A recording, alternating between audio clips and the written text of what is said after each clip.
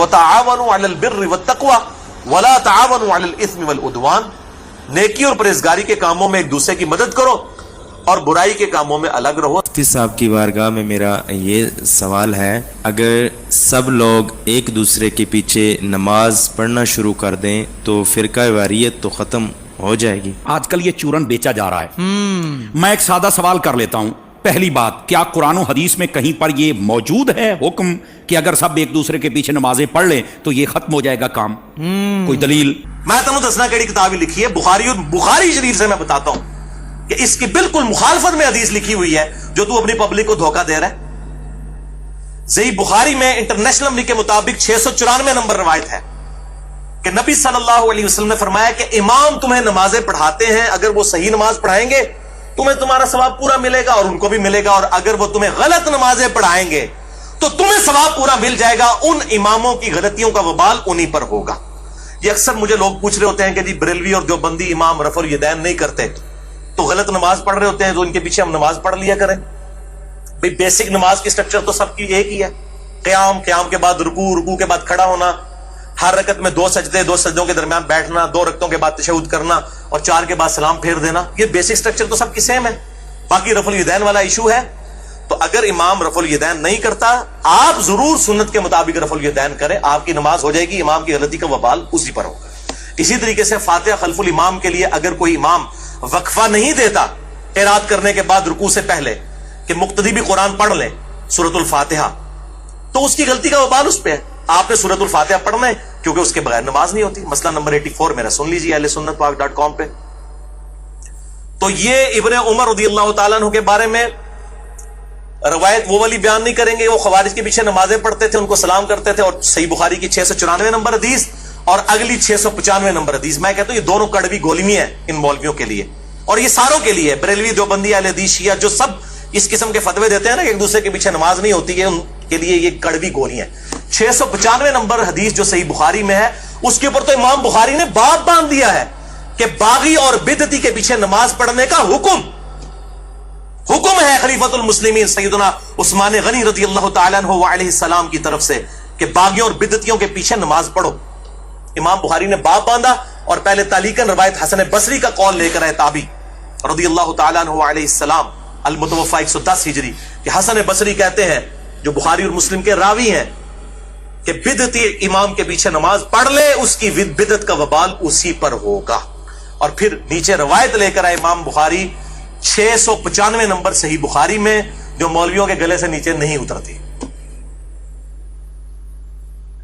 کہ سیدنا عثمان غنی رضی اللہ تعالیٰ عنہ کو جب باغیوں نے محصور کر لیا، مسجد میں آنے پر پابندی لگا دی ان کے دور خلافت میں، لوگ حاضر ہوئے، کہا اے امیر المومنین ہمارے امام تو آپ ہیں اور یہ فتنوں کا امام بدعتی امام مسجد پر قابض ہے اور نمازیں پڑھاتا ہے، ہمیں اندیشہ ہے کہ ہم کہیں گناہ گار نہ ہو جائیں ان کے پیچھے نماز پڑھ کے۔ تو سیدنا عثمان نے یہ نہیں کہا اپنی 1.5 اینٹ کی مسجد لادہ بنا لو، حالانکہ سب سے بڑی چیز ان کی سٹیک پہ لگی ہوئی تھی خلافت۔ سیدنا عثمان نے کہا کہ نماز ہی تو مسلمانوں میں ایک نیکی کا کام ہے، تم انہی کے پیچھے نمازیں پڑھا کرو، جب تک یہ نیکی کا کام کرے ان کا ساتھ دو، جب برائی کرے ان سے الگ ہو جاؤ، نمازیں ان کے پیچھے ہی پڑھو۔ اس سے بڑی کون سی بدعت ہوگی؟ وہ کہتے ہیں جی کوئی چھوٹی بدعت ہوتی ہے کوئی بڑی بدعت، بھئی سب سے بڑی بدعت خلیفۃ المسلمین کے خلاف خروج کرنا ہے۔ یہ جو آپ حدیث پڑھتے ہیں نا کہ کل بدعۃ ضلالہ وکل ضلالۃ فی النار، اس کو آپ ذرا پورا پڑھیں ابو داؤد ترمذی ابن ماجہ سے کہ میرے بعد تم بہت اختلاف دیکھو گے، علیکم بسنتی وسنت الخلفاء الراشدین المہدیین، اس وقت میری سنت اور میرے خلفاء راشدین کی سنت کو لازم پکڑ لینا اور دین میں نئی نئی بدعتوں سے بچنا، ہر بدعت گمراہی ہے اور ہر گمراہی دوزخ میں لے جانے والی ہے۔ پرٹیکولرلی خلفاء راشدین کے خلاف خروج کو نبی صلی اللہ علیہ وسلم نے بدعت کہا ہے، اور وہ 5 ہیں خلفاء راشدین، ابو بکر، عمر، عثمان، علی، حسن ابن علی رضی اللہ عنہم اجمعین وعلیہ السلام۔ میں نے اس میں بتایا وہ 30 سال تک خلافت ہے۔ تو سیدنا عثمان کے خلاف جو کھڑے ہوئے وہ تو بدعت کبریٰ کرنے والے لوگ تھے، اور یہ تو جھوٹا پراپوگنڈا بھی کیا جی وہ یہودی پارٹی تھی، کوئی عبداللہ ابن سبا پارٹی تھی، عبداللہ ابن سبا پارٹی تھی تو چلے اگر for the sake of argument آپ کا جھوٹ مان لیں تو پھر تو یہودیوں کے پیچھے نماز پڑھنے کا سیدنا عثمان نے کہہ دیا، چلو ہاں اور پکیلاب کیجئے، یہودی سے نو مسلمان تھے، تعویل کی غلطی لگی ہوئی تھی ان کو۔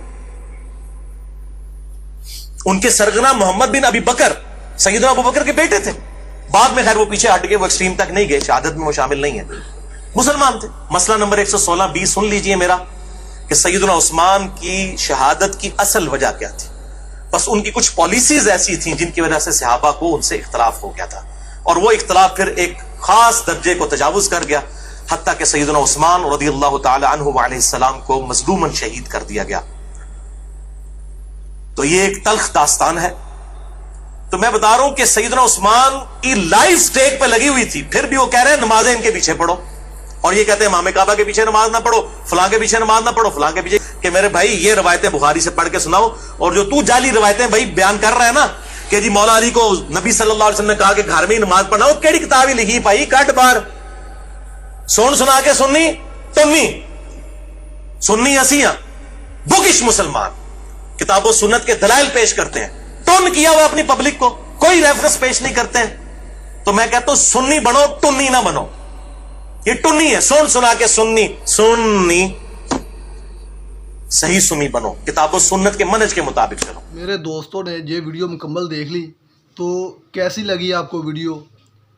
उम्मीद करता हूँ कि आपको अच्छी वीडियो लगी होगी, आपके इल्म में इजाफा हुआ कि नहीं हुआ, आप हमें कमेंट्स करके बताइएगा। और ऐसी अच्छी वीडियो देखने के लिए हमारे चैनल को सब्सक्राइब कीजिएगा। ओके, अल्लाह हाफिज़।